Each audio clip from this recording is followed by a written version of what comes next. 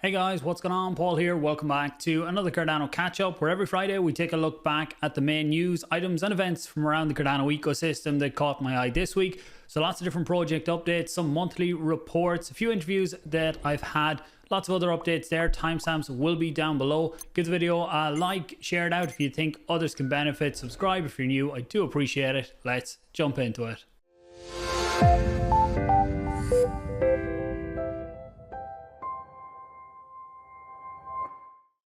Okay, before we get into the main updates, just to take a look back at the channel for this week. Yesterday, I had Fareed from Dapp Central on, and we've done a live stream going through lots of the latest news items in Cardano, getting different viewpoints and discussions going to. Some of it I will cover here, but there's a link to that down below for anyone that wants to check it out. I also had Pi and Dan on from SundaySwap to talk all about Hydra. So they released a demo using Hydra last year, got a lot of people talking, and I was wondering what the updates were. So we had a chat about that and where Hydra is now, potential use cases and things they're trying to do, as well as SundaySwap yield farming is back live on the platform now. So anyone who wants to check that out, the link for that one will be below. I also continued with the Monday videos looking into the Cardano token market and prices and movements. So we'll do that again next Monday. There is something in today's video on that due to some of the movements this week, but we'll go deeper into it in the Monday video. So make sure you have notifications turned on for them types of videos. So what I mentioned that going into it a small bit, we'll start out here, but we'll leave the deep dive of this until Monday, was the Linkage Finance sale that happened yesterday. So it's a new token coming out on Cardano. We talked about it in different videos, and with Fareed we talked a bit deeper on it, but it's a new protocol that's coming out, and there's been lots of mixed opinions on it, whether it's good or bad. And the Muesliswap team who built the Muesliswap DEX, they launched another protocol 2 weeks ago, Option Flow, and there was questions over why they had a second token. And then Linkage Finance has come out now, and there's links back to the Muesliswap team. So there's lots going on there, but the actual sale happened yesterday. And what they done was, for 1 hour, anybody could send in funds, and at the end of it, they closed it off and they distributed tokens based on that. So people got back some of their tokens, or got back some of their ADA, as well as the LIFI token. So when I worked it out here, they got 29 million ADA sent into the address within the first hour, which is crazy. People say there's no funds there for projects building on Cardano. There's definitely funds there for specific types of projects, and look, FOMO definitely took a part of this. And when you look through it, people knew they were going to get some of their ADA back, so they didn't mind sending in a bit extra. In actual fact, they got back 74%, roughly 74% of the ADA you submitted, you would have got back, and the rest you got back in LIFI tokens. We had seen a fairly big sell-off in tokens over the last week, or the last few days, especially with people pulling out liquidity to get ready to get into the sale. That was predominantly one of the big reasons. If you look down through it in the last 7 days, if we look here, lots of the big DeFi protocols have had a fairly decent pullback. But when you looked at this yesterday, it looked a lot worse, especially for the previous 24 hours between Wednesday and Thursday. There was a big sell-off with lots of liquidity sucked out. In the last 24 hours, we've started to see it go back in. LenFi had a really big pullback. Milk had a big one too. Option Flow, which I was surprised didn't have even more, has bounced back along with lots of other tokens. But in Monday, we will deep dive into a lot more on that. So moving on then, we take a look at World Mobile Updates, and they have announced yesterday that they are going to be bridging the token to BNB and to Ethereum. So they're not moving the protocol or anything like that to other chains, but they're opening up the bridge so that people can take their WMT tokens over to Binance and over to Ethereum. This means people on BNB and Ethereum who want to get into the project can now have access to it. I'm not sure if you will be able to stake it on the other chains like you can on Cardano, but maybe in the next week or so we might get more news on that and I can bring it to you then. There is an article on it here that you can have a look at, why they're looking at multi-chain. There was an announcement of a partnership with CoinFlux maybe about 2 weeks ago now, and it will be bridged into the CoinFlux ecosystem too. So for me, it's more and more people that can get involved with the WMT token. And when we find out what bridges it's going to be, then I'll do another look into that. I have a feeling it might be Chainport, because Chainport just added CoinFlux and they already have Cardano, BNB and Ethereum, so it would be a good match there. Next, we look at the World Mobile buyback. So it is continuing, looks to be on a weekly basis now, where they take profits earned in the network, so outside of cryptocurrency, for people actually paying to use the network service, and then they use that to buy back WMT. So the buyback this week was 14,000 WMT, bringing the total just over 100,000. So look, in the grand scheme, these are very small numbers, but to me, it's more what it signifies and where it's going to go longer term, in that they're using real world assets or generating money outside of crypto, putting that back in to help run and sustain the network on the blockchain. So really good to see these happening and the numbers coming in every week now. Next up, we take a look at Iagon. So I had an interview with the team probably 1 or 2 weeks ago now at this point, to deep dive into what they're trying to do with decentralized compute and storage, and their updates for July are in. So they launched a new reserve provider dashboard, and I think actually Dave shared it out here. So you can see this is what it looks like here. Really nice, clean. Dave puts out a lot of content about Iagon, IAG, as well as some interesting use cases for EUTXO, which I'm going to touch on in a minute, but definitely worth a follow over on Twitter. So they've also released the desktop application, new APIs, unveiled much awaited Ledger Flow beta version. So we talked a bit about Ledger Flow in the interview, so you can check that out if you want to get more info on it. So delivered new UI for LP, so a lot of UI UX improvements as well as new applications coming. So great to see progress from the Iagon team.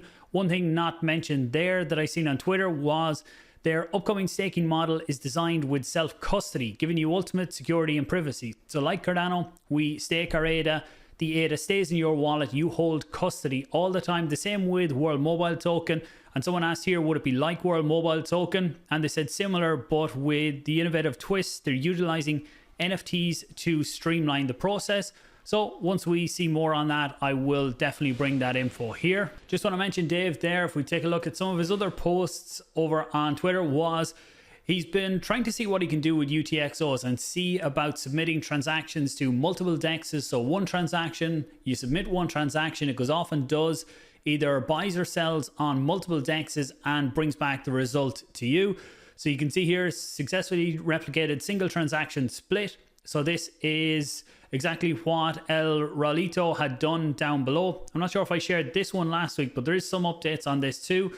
So he was able to send SNEC to MinSwap and SundaySwap in one transaction here.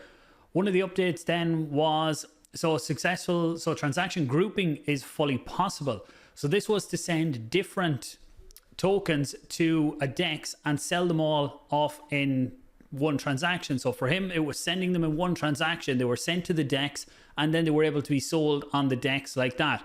I'm going to be interested to see what the actual fees are with this, if there is a saving on fees because you're only doing one transaction, or how all of that is going to work. But great to see some advancements here, and I would say only a glimpse into what is going to be possible with the dApps building on Cardano going into the future. Next on MinSwap, so we have the monthly report. So July was definitely a quieter month. I would say across crypto in general, numbers are down slightly for July. If you look here with total value locked on MinSwap, not too much of a difference here, down 8.7, nearly 9%. Trading volume has taken a big drop when you look back at months where we had a mini meme coin season and then DeFi tokens. There was a lot of trading going on there. July has been quieter. I would expect August to be fairly similar, and in September start to pick up then a bit more. People away in the summer not paying as much attention to it, and hopefully in August or in September we'll start to see things kick off a bit more. Their fee switch has crossed 1 million ADA though. This is where they take a percentage of the fees earned by the protocol and zap that into the ADA min pair. So that means that half of the ADA is sold for min and it's added to the liquidity pair for the min ADA pair. So it brings more protocol owned liquidity and really strengthens the position there for MinSwap. They are looking at making changes to that some of them funds would go back to MinSwap holders. And when the vote comes up, I'll cover that a bit more. One other vote that they have at the minute was to register their LP. So they have their ADA in different pools. They stake to different stake pools around the ecosystem. But that ADA for Catalyst, they had put up to ask the community, should they register that to be able to vote within Catalyst? The community, so MinSwap holders, have passed that and said it's a good idea. So they've said that they're going to be picking 50 proposals, and then they're the ones that they will be voting on they will be taking that down to 20, and they will vote on that when Catalyst comes up. So when the 50 are announced, I'll cover that in another video. So next up we look at LenFi and the monthly report for LenFi. You can see here, so TVL is at 25 million ADA, and the token spotlight is on SNEC. So SNEC passed the vote last week, and SNEC is now allowed to be used as collateral on LenFi. There's always a thing when it comes up whether it's the community don't really like adding other tokens in as collateral, and SNEC really had to fight to get included in this. But I would say that it's better to have more options for using collateral on the platform. When you look at up to this, LenFi was the biggest token, or by far the biggest. There wasn't really much else used as collateral. And if you look over on DeFi Llama, then this green wasn't here a week or two ago. This shows the power of the SNEC community that was able to come in and add so much in there quickly. But this was all blue, so this was all LenFi. So what people were using on the protocol was the protocol's own token. When you look at what happened during the week with the price starting to decline of LenFi, fairly decent decline, then lots of liquidation started to happen. So it's not great. It's not a very solid structure to have. You want to have more options for collateral, and potentially not even use the token, the protocol's own token, as liquidity, because it brings in a lot of risks. You look at what's happening with Curve at the minute, even outside of the hack, and the risk that's there with the founder having a massive loan taken out against his own bag of Curve. If that comes down to be liquidated, that means there's a massive amount of Curve going to be sold off on the market, which isn't a great way to be. But if you look down here, up to this, a lot of people were using LenFi to borrow ADA. Now they're using their SNEC to be able to borrow ADA too, and some fairly nice APRs when you start to look at it across the top here. Next up, we have Levvy Finance. So they put this report out, it was a week before the end of July, so the numbers are a bit outdated. But you can see here the amount of fees that are being distributed back to cabin holders that hold a cabin in the district that the Levy landmark is. They're starting to add up and starting to bring a lot more interest for the Ape Society and cabins and the landmarks that they're doing. I know they have another few landmarks planned. I don't know what they are just yet, but maybe when they're ready to be released, I can catch up with the team again. We've done a podcast probably a month ago now at this point. I will put a link below for anyone who hasn't heard about the Ape Society and wants to dive a bit deeper into it. Another protocol we haven't touched on in a while, but I will have a video coming out soon, is Liquid Finance. So the latest on their liquid yield. So this is what you can earn by providing collateral to the platform. You have ADA, ZED, Shen, and IUSD are currently the options that are there. And actually, they don't let you use Liqwid or use the LQ token as collateral, which I do think long-term is a good solution to have. Down here, they have some improvements. You can now see your full transaction history. There is a change log here. Anything else we'll touch on. So collateral price and dollar on borrow and a few other bits there for anyone that wants to check it out. But I'll do a full video on Liqwid fairly soon. And they have their vote that will open up on Monday. So any LQ holders can vote on which stake pools they want to see the ADA that is locked in the Liqwid smart contracts, which stake pools they want that delegated to. So it really is a big help for stake pools that are out there. I think someone said, was there 70 pools or something like that? There are 85 SPOs applied, and the vote will be up to pick 16 of them. With IOHK, they put out this one about Mithril. So the first snapshots are now produced on Mainnet. This means anyone looking to bootstrap a full node can now use Mithril. And we can see over here that Martin put this one out, that he done a Mainnet sync in under 23 minutes. Anybody who has tried to sync a full node on Cardano, either a relay or an actual node in the network, or even Daedalus, knows how long that can actually take. So to be able to do this is a massive improvement, and looking forward to seeing how this is utilized going forward, even for light client wallets. With Mithril, there are going to be certified snapshots that you can take. Now, there are lots of videos going around explaining it, so I won't get into it here, but I'll try and leave some links below for anyone who wants to learn a bit more about what it is and potential use cases going into the future. Then on the Cardano Foundation, the summit. So we have a list of the first speakers, and it looks like a very good lineup for the Cardano Summit with the speakers in lots of different areas, not just Cardano specific, but people outside of the Cardano ecosystem talking about what's going on with blockchain around the world. So I will leave a link for that one down below. That's happening in Dubai in November this year. Then just outside of Cardano this week, you can see the SEC went after Richard Hart, so the founder of Hex, Pulse Chain and Pulse X. So this looks like the next target for the SEC. There's rumors about Binance, but there's always rumors there about they might be charged with fraud and different things we've seen during the week. There was a bit of a dip in the market on one news article based on rumors, and then it kind of spread from there. We'll wait and see what happens there, but for now the SEC looks to be moving to Richard Hart. As far as XRP, haven't heard any updates on an appeal there, and as soon as I do, I will bring them out here. In terms of myself and the DeFi series, I didn't get to get the first videos on that out this week. I will get them out next week. Had a few interviews with different teams this week that kind of took up a bit of time, so there could be more interviews coming out next week, as well as the first part of the DeFi series. Thanks for watching, guys. Hope you have a great weekend. Share it out, ask questions down below, or leave comments just for the algorithm. I really do appreciate it. Give it a like. Talk to you soon.